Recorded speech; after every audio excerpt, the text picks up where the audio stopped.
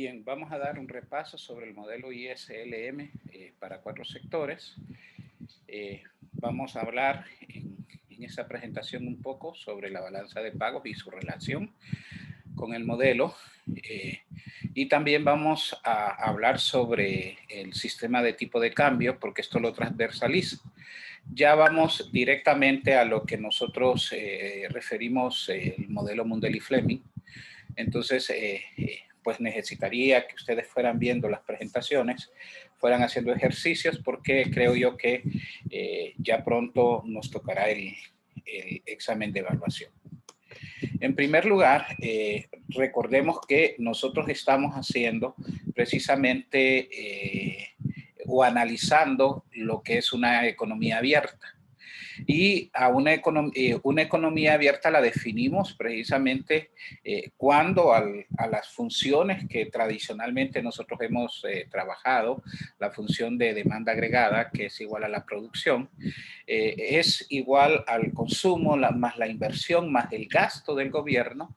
Y en esta nueva fase nosotros incluimos lo que es el sector externo, recordando que el sector externo para nosotros representa precisamente el vínculo que hay entre el mercado de bienes y servicios y el mercado de bienes y servicios y el mercado de activos financieros.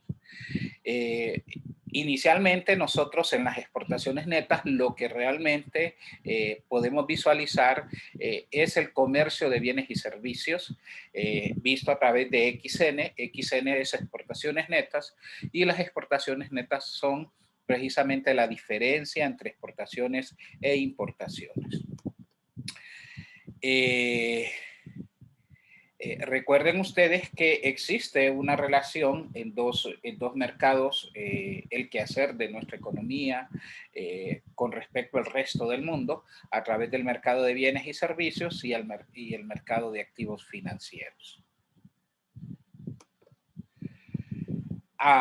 Hemos visto nosotros un coeficiente, el coeficiente, yo se los decía la vez pasada, de apertura comercial. ¿Qué es la apertura comercial? Pues la apertura comercial es un coeficiente que me mide el grado de vinculación que tiene mi economía con el resto del mundo. Simplemente es la división, la división entre la suma de las exportaciones más importaciones dividida entre el PIB. Recuerden ustedes que en el coeficiente de apertura o en los datos que se publican por parte de Banco Central del Comercio Exterior, todos son publicados en dólares. Entonces nosotros tenemos que tener el PIB en dólares, el PIB corriente en dólares, tenemos que tener también las exportaciones e importaciones en dólares, y la sumatoria de esto dividido entre el PIB, que es lo que nos está representando realmente no las exportaciones netas, perdón, sino las exportaciones más importaciones en términos del PIB multiplicado por 100. ¿Qué es lo que trata de decir o qué es lo que nos dice este coeficiente? Este coeficiente lo que nos dice a nosotros es que entre más cercano esté a 0 y más alejado esté de 1, no hay tanta relación comercial. Incluso si el coeficiente o el índice fuera igual a 0, significa que nosotros no tenemos ningún tipo de relación con el resto del mundo. El coeficiente se va moviendo de 0 a 1. Si se acerca a 1, entre más cercano esté a 1, significa que la economía nuestra tiene más relación o tiene más apertura en el sector externo con el resto del mundo. Sin embargo, en algunas economías pequeñas como las nuestras, el coeficiente de apertura es mayor que 1 o mayor que 100. ¿Qué significa esto? Que somos altamente dependientes del comercio exterior. Recientemente, Banco Central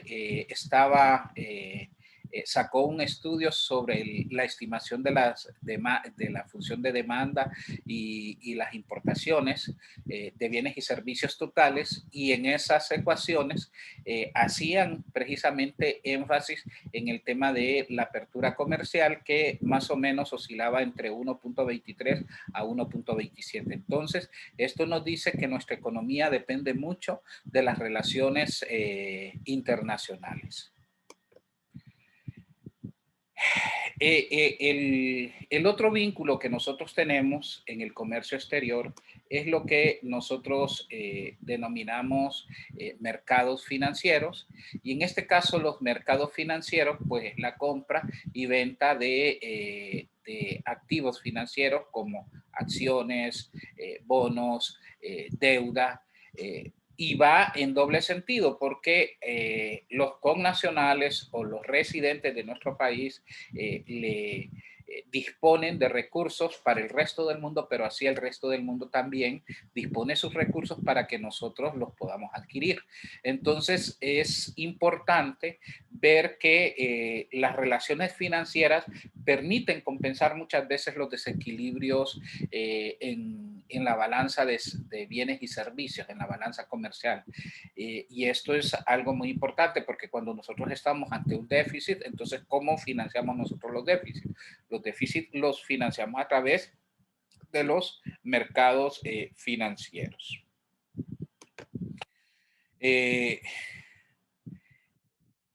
este caso, las transacciones entre países se ven reflejadas a través del sistema de cuentas que nosotros le denominamos balanza de pagos. Recuerden ustedes que la balanza de pagos es el registro sistematizado de las transacciones de los residentes de nuestro país con los no residentes, o sea, con el resto del mundo.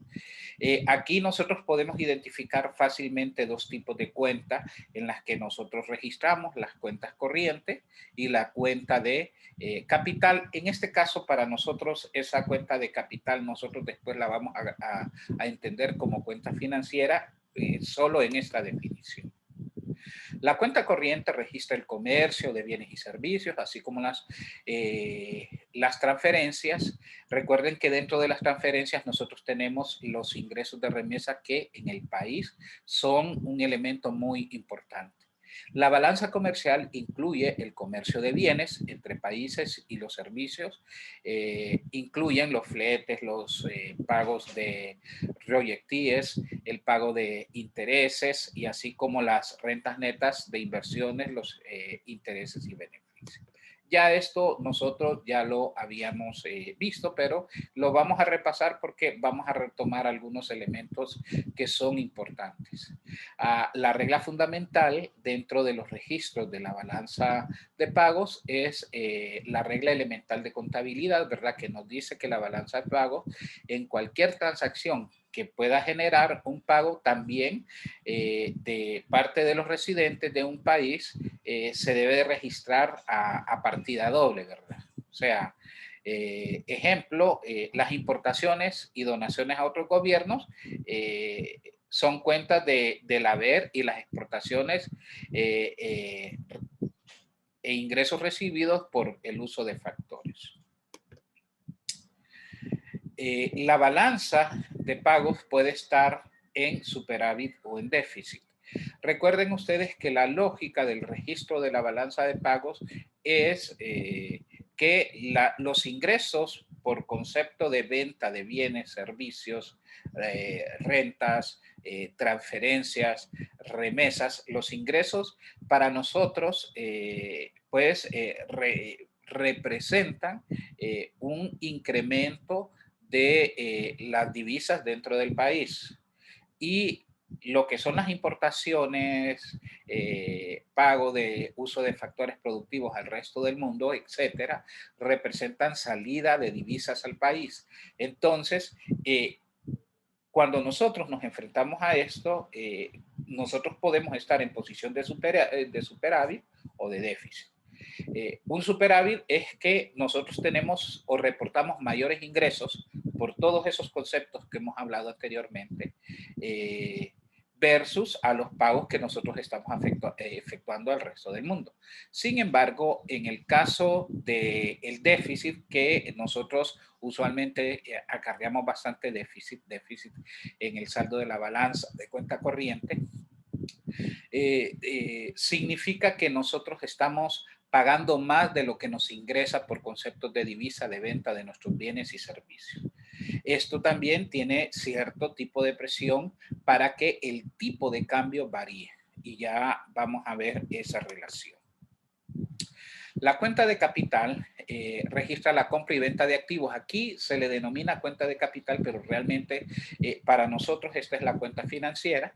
En este caso, la compra y venta de acciones, bonos y tierras, y la definimos y se dice que hay un déficit, perdón, cuando los ingresos procedentes de venta de acciones, obligaciones, tierras, depósitos bancarios y otros son superiores a los pagos que nosotros hacemos por la adquisición de estos bienes. Ahora, nosotros siempre hemos dicho que la balanza de pagos tiene una relación intrincada con el mercado de divisas, en este caso con el tipo de cambio. Y nosotros aquí registramos un sistema de tipo de cambio fijo y un sistema de tipo de cambio flexible. Por eso dice, en el comercio internacional puede haber dos tipos de cambio, el cambio fijo y el flexible. Se dice que un tipo de cambio es fijo si la autoridad monetaria fija el precio de la divisa. Esto significa que no hay ningún agente que fije cuántos dólares o cuántos lempiras vamos a dar por cada dólar. Esto lo hace de forma arbitraria. Eso significa de forma unilateral, lo decide la autoridad monetaria, que en este caso es Banco Central. Para antecedentes, recuerden ustedes que antes de 1990 nosotros teníamos un sistema de tipo de cambio adoptado que era tipo de cambio fijo, 2 por 1. O sea, aunque en el mercado negro ya el dólar por cada lempira era 4, 5, 6 lempiras por cada dólar, pero de forma oficial nosotros habíamos adoptado un sistema de tipo de cambio fijo. Entonces, ¿qué es lo beneficioso, qué es lo perjudicial? Si el país quiere mantener o quiere adoptar un sistema de tipo de cambio fijo, debe de tener bien fortalecidas sus reservas internacionales, porque cualquier desequilibrio, más en el caso del déficit, va en contra del uso de las reservas internacionales para poder mantener el tipo de cambio. Recuerden ustedes que las mismas fuerzas del mercado nos están diciendo cómo presionan. Si existe una sobredemanda, un exceso de demanda de divisas, eso significa que nosotros demandamos dólares para poder cumplir con los compromisos del resto del mundo. Nosotros estaremos presionando para que el tipo de cambio aumente. ¿Y qué significa que el tipo de cambio aumente? Significa que nosotros vamos a dar más lempiras cada vez por $1, y a esa acción, cuando el sistema de tipo de cambio fijo, se le llama devaluación. O sea, nosotros estamos presionando para que la moneda se devalúe. Para evitar que se devalúe la moneda, como el Banco Central lo que nos está diciendo que el tipo de cambio se debe mantener fijo, entonces lo que hace Banco Central a través de las operaciones de mercado es sacar sus dólares al mercado, de tal forma que otra vez se equipare el precio que se tenía según ley, para que no se siga presionando el tipo de cambio. Muy bien. La autoridad monetaria, y ya habíamos dicho que puede intervenir la economía de acuerdo al comportamiento de la balanza de pagos, y ya decimos que cuando existe un déficit en balanza de pagos, existe una presión para que el tipo de cambio se modifique, para que el tipo de cambio aumente. Para evitar esto, entonces, como decíamos, Banco Central tiene que hacer uso de sus reservas, sacando los suficientes dólares que se están demandando en la economía, de tal forma que otra vez el precio vuelva al nivel en el cual estaba establecido según la autoridad monetaria.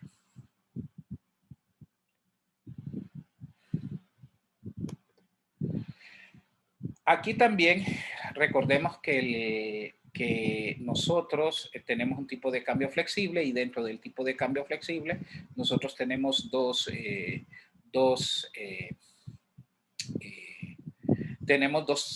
tipos de cambio: el de fluctuación limpia y el de fluctuación sucia o dirigida.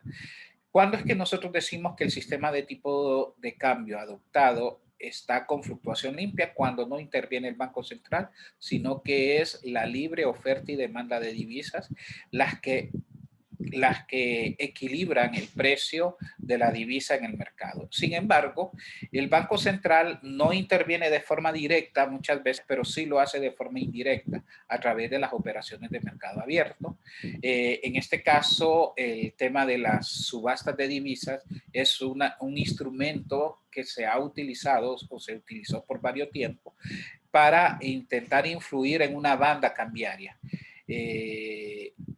Entonces, cuando eso sucede, nosotros decimos que el sistema de tipo de cambio adoptado es flexible, pero que existe una intervención de parte del Banco Central y por lo tanto es una fluctuación o es un tipo de cambio dirigido o sucio. Si ustedes se recordarán, nosotros habíamos visto este cuadro anteriormente, decíamos el tipo de cambio. El sistema de tipo de cambio es fijo y es flexible. Cuando nosotros hablamos del sistema de tipo de cambio fijo, un aumento del precio de la divisa, o sea, dar más lempiras por cada dólar significa que nuestra moneda se está devaluando. Y cuando nosotros damos menos lempiras por cada dólar, entonces la moneda se está revaluando. Esto solo ocurre cuando el sistema de tipo de cambio es fijo, devaluación y revaluación. Pero cuando el sistema de tipo de cambio es flexible, así como lo que nosotros tenemos actualmente, que es la libre oferta y demanda quien equilibran el precio de la divisa, entonces un aumento del tipo de cambio, o sea, más lempiras por cada dólar, se le llama depreciación, y menos lempiras por cada dólar significa apreciación, o sea, significa que el sistema de significa, perdón, que el tipo de cambio nominal está disminuyendo. También hablábamos que el tipo de cambio podría ser nominal y real, y el tipo de cambio nominal hacía referencia a lo que nosotros decíamos, cuántos lempiras estamos dando por cada dólar. ¿Sí? Si ahorita el tipo de cambio es de 24 por 1, entonces ese es un tipo de cambio nominal, porque cuántos lempiras de forma nominal estamos dando por cada dólar. Sin embargo, el tipo de cambio real relaciona dos precios de un mismo bien, solo que uno es el precio nacional y otro es el precio de ese mismo bien en el extranjero. Esa relación de precios se le llama relación de precios relativos. En este caso, nosotros podemos ver que la fórmula, para recordarla, era el tipo de cambio nominal por el precio foráneo o superestrella entre el precio local o el precio nacional. Lo que nosotros tenemos que hacer en este tipo de cambio real, primero es homologar las monedas en las cuales nosotros estamos trabajando para llevarlas a un mismo valor. Usualmente las homologamos a valores locales. Por eso en el numerador nosotros vamos a tener el tipo de cambio por el precio foráneo, que es decir lo equivalente del valor en lempiras de este bien en el mercado internacional entre el precio del bien en el mercado local. Yo lo que podemos ver es que este coeficiente de tipo de cambio real nos dice que si es mayor a 1, significa que si es mayor a 1 es porque el numerador es menor que el denominador. El numerador representa entonces el precio del bien llevado a términos de una moneda común del bien en el extranjero entre el precio local. Por lo tanto, entonces es más caro comprar en el extranjero ese bien que comprarlo en el mercado local, y nosotros somos competitivos. Esto es si el tipo de cambio real es mayor que 1. Si el tipo de cambio real es igual a 1, o sea, que es equivalente comprar el bien en el exterior como en el bien local, cumple la paridad del poder adquisitivo. Y si el coeficiente del tipo de cambio real, que es el tipo de cambio nominal por el precio foráneo, entre el precio local, entonces lo que estamos diciendo es que, recuerden ustedes que el numerador representa el valor que nosotros pagamos por el bien en el extranjero, solo que llevado a una moneda común, en este caso lempiras. Es más barato comprarlo en el mercado internacional que comprarlo en el mercado local, y por lo tanto ese coeficiente va a ser menor que 1 y vamos a decir que nuestra economía ha perdido competitividad en ese bien. También existe un índice de tipo de cambio real que relaciona los índices de precios del mercado internacional versus el índice de precios en el mercado local, dependiendo de la economía con que nosotros estemos comparando este tipo de relaciones. Ya habíamos hecho un ejercicio, solo recordando un poco, si el tipo de cambio nominal es de 20 por cada dólar y el precio del artículo A es de 5.000 en el mercado internacional y $400 en el mercado internacional. Entonces nosotros simplemente aplicamos la fórmula tipo de cambio nominal 20 por el precio foráneo, $400, 20 por 400 dividido entre 5.000, y eso nos da una relación de 1.6. Eso significa que ese bien o ese artículo comprado en el mercado internacional es mucho más caro que comprarlo en el mercado local, y por lo tanto nosotros tendemos a ser más competitivos en ese artículo.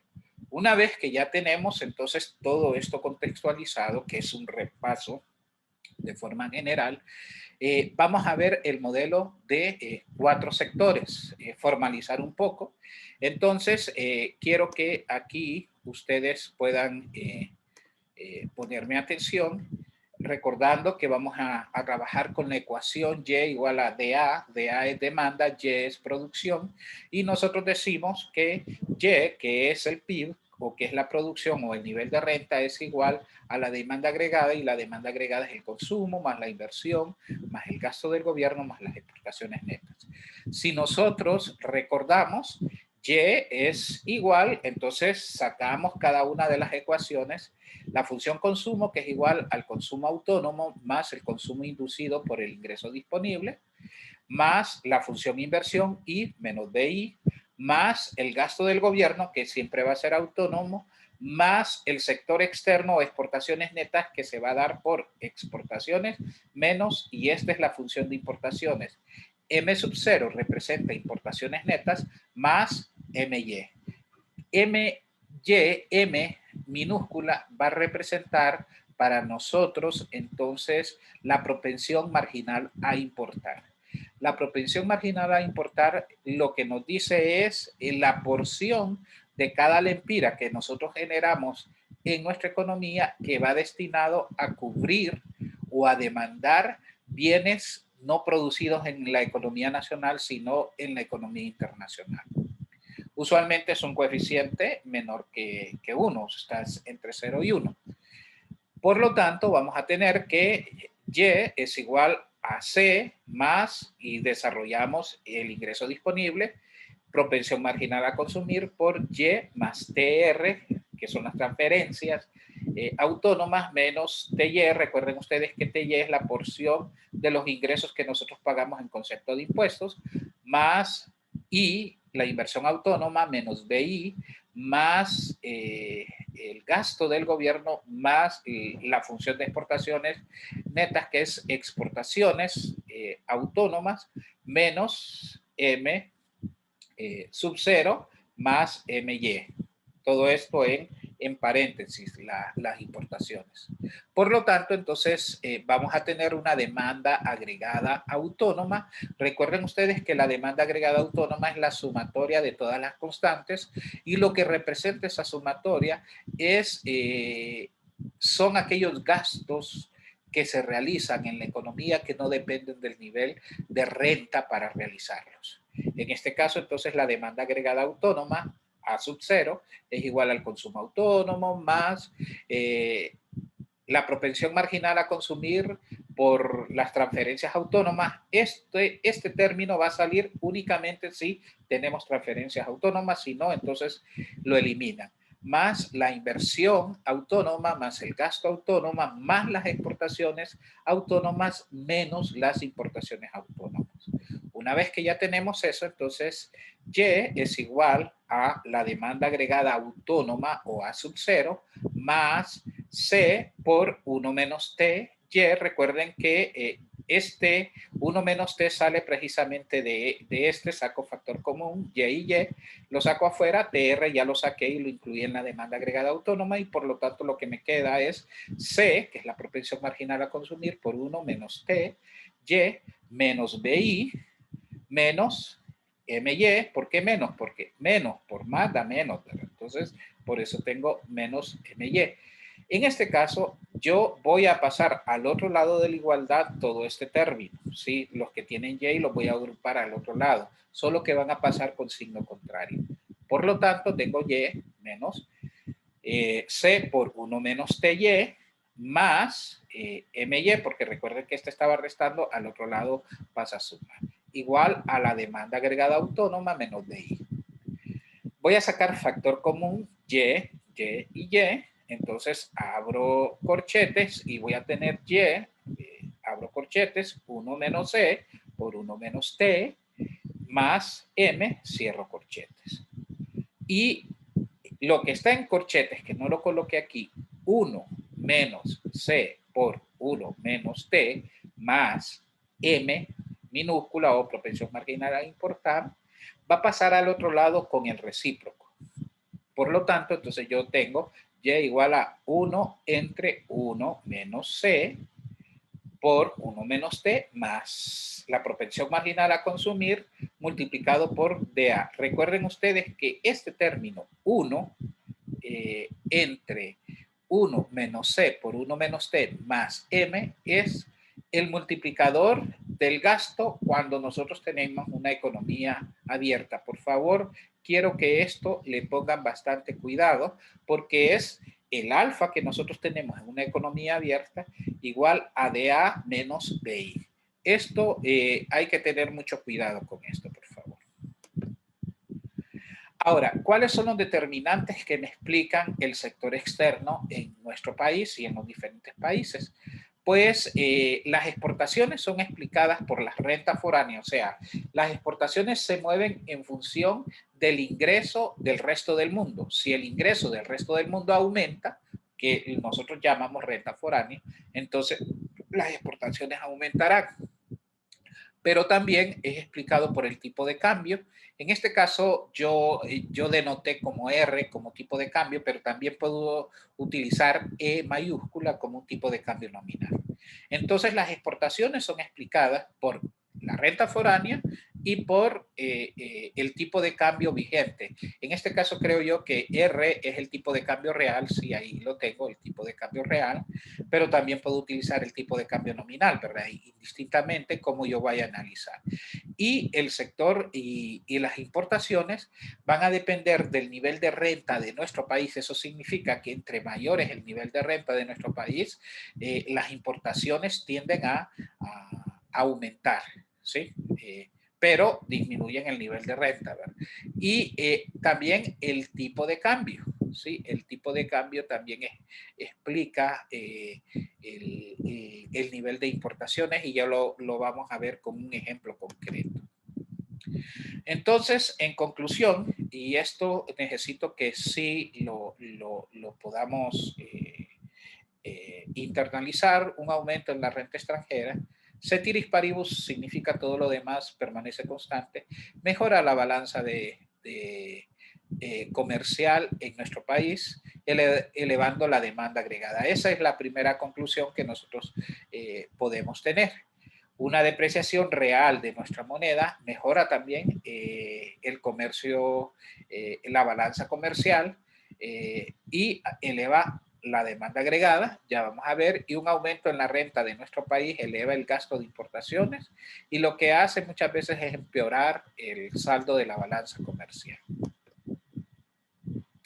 Ya definimos la propensión marginal a consumir y una vez que ya tenemos nosotros la IS, la LM nosotros la estimamos de la misma forma, el mercado de activos financieros, no es necesario que lo explique nuevamente, porque esto no sufre modificación. Lo único que se modifica realmente cuando nosotros tenemos 4 sectores es en la función IS.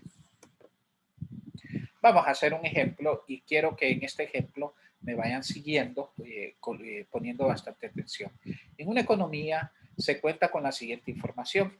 La función consumo 200 más 0.8 YD, la función inversión es igual a 100 menos 15i.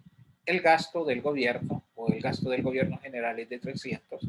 Las exportaciones están dadas por el siguiente término, 200 exportaciones netas, 200 menos 0.15y. O sea, ya aquí tenemos las exportaciones netas, no tenemos exportaciones menos importaciones, sino que ya lo tenemos conjuntado. T, que es el impuesto, va a estar dada por el término 0.1 o 10% que está grabando el nivel de renta, 0.10y, y la demanda de dinero está dada por 0.25 menos 10i, M, que en este caso, cuando nosotros hablemos de M en la función de activos financieros, estamos hablando de oferta monetaria igual a 1000 y el nivel de precios es de 2.5. Entonces, lo mismo que hemos venido haciendo, vamos a encontrar las funciones IS, LM. Una vez que encontramos las funciones IS, LM, entonces encontramos el equilibrio. O sea, la tasa de interés y el nivel de renta en el cual se equilibran de forma simultánea el mercado de bienes y el mercado de activos financieros. Vamos a graficar y vamos a establecer si existe o no un déficit en el sector externo. Podemos establecer incluso si existe déficit en el sector fiscal, déficit fiscal. Y cuando existe un déficit en el sector fiscal y un déficit en el sector externo, entonces hay un término que se utiliza en economía que se denomina déficit gemelos. Y estos déficits gemelos es precisamente, nos reflejan el déficit interno en el sector de la economía versus el sector externo.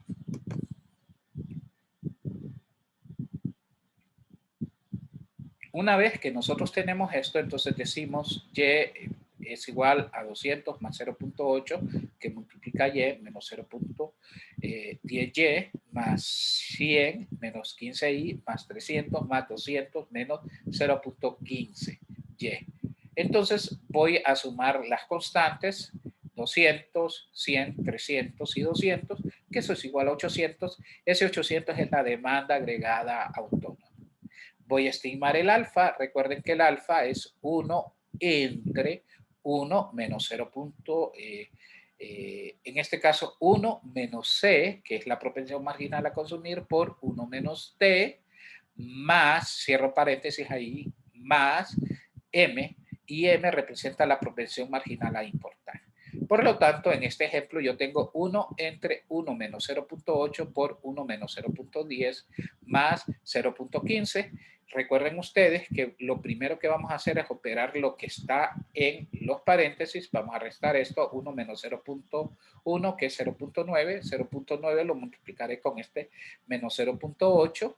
Y una vez que yo ya tenga el resultado de la multiplicación, entonces lo voy a restar a 1 menos el resultado de multiplicar 0.8 menos 0.8 por 0.9 y le sumaré 0.15. En este caso, entonces, a dos cifras decimales me dará 2.33, que es el alfa o es el multiplicador keynesiano. El multiplicador keynesiano lo que me dice es en cuánto debe de variar el nivel de renta o la producción cuando se incrementa en una unidad la demanda agregada autónoma. En este caso, la relación es 2.33. Si yo multiplico entonces 2.33 por 800 y lo multiplico también 2.33 por 15, obtendré 1864 menos 34.95i y esta será mi IS. Después encuentro mi LM. No voy a explicar cómo calculo yo la LM porque yo doy por sentado que ustedes ya lo saben. Es 1600 más 40i y tengo la función IS y la función LM, y una vez que yo ya tengo esto voy a igualar las funciones. Quiten este Y de acá, por favor, yo lo dejé, pero quítenlo. es 1864 menos 34.95 y es igual a 1600 más 40i.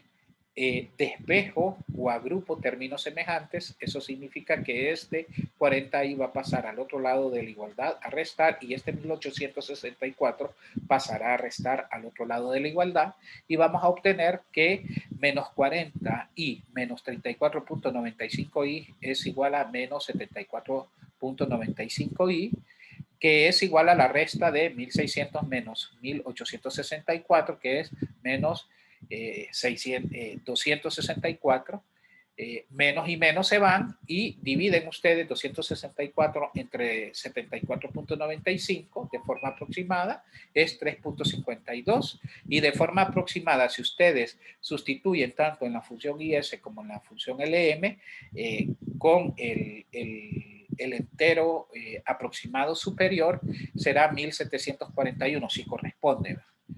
Ahora, voy a estimar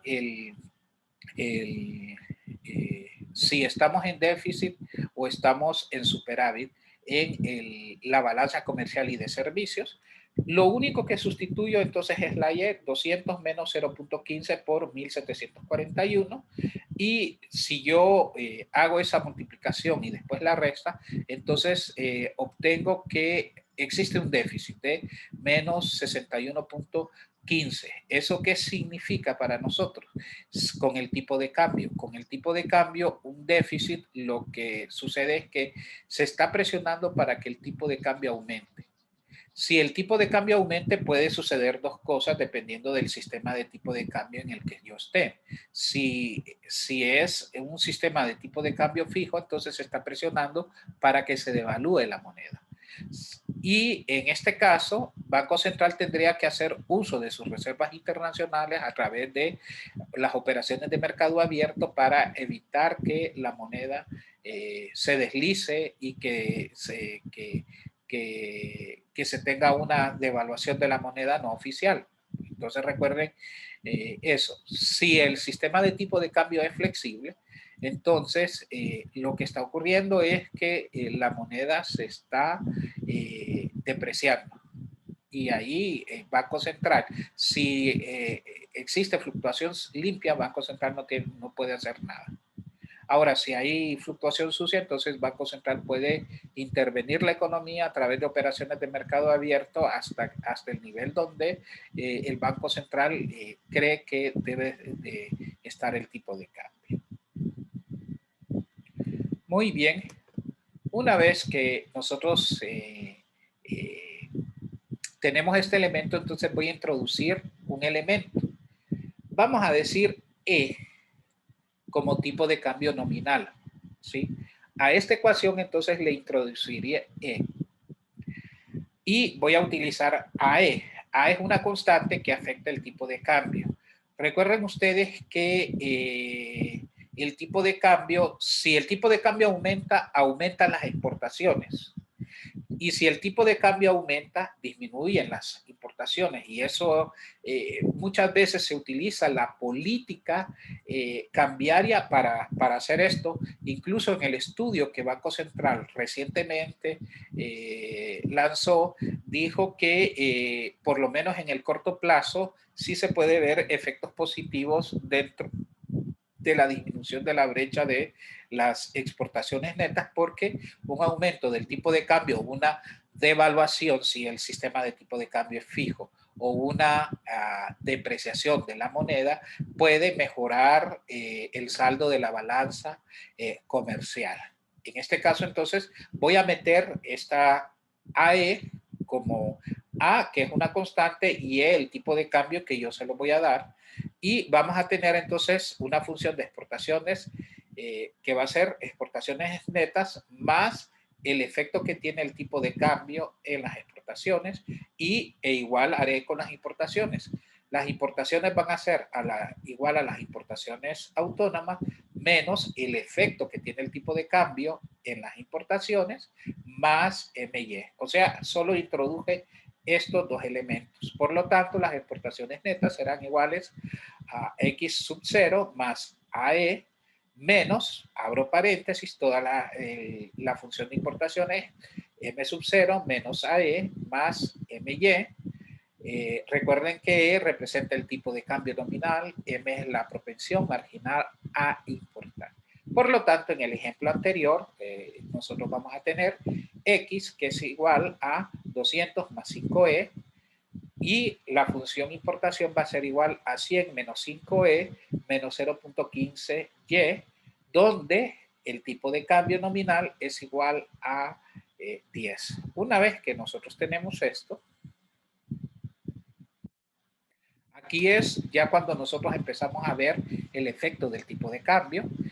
Las exportaciones netas, entonces nosotros vamos a decir 200 más 5 por 10. Recuerden que entre más mayor sea la variación positiva en el tipo de cambio, las exportaciones tienden a aumentar porque nosotros nos volvemos competitivos y entre más el tipo de cambio aumente, eso castiga de forma inversa las importaciones, tienden a disminuirlas.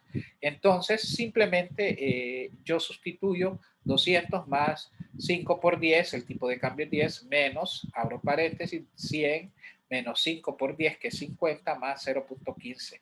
Entonces, simplemente 200 más 50 son 250 y acá la constante que voy a tener va a ser 50. Entonces, esto será 100 menos 50 es 50, menos por da, más da menos, entonces 250 menos 50 es igual a 200, ¿verdad? Y esto lo obtengo y tengo, lo que obtengo es precisamente una función de exportaciones netas, si ustedes lo desarrollan, 200 menos 0.15y. En este caso, cuando el equilibrio es igual a 1741 y la I es igual a 3.52. ¿Qué pasa cuando se afecta el tipo de cambio? Hay un aumento del tipo de cambio, pasamos de 10 a 12.5. ¿Qué efecto puede tener? Pues para esto voy a tener que desarrollar nuevamente la función IS, porque sí me va a cambiar un poco, y voy a reescribirla. Entonces 200 más 0.8 por Y menos 0.1Y más 100 menos 15Y más 300 más 200 más 5E menos la función importación, que es 100 menos 5E más 0.15Y. Recuerden que E ahora no es 10, sino que es 12.5.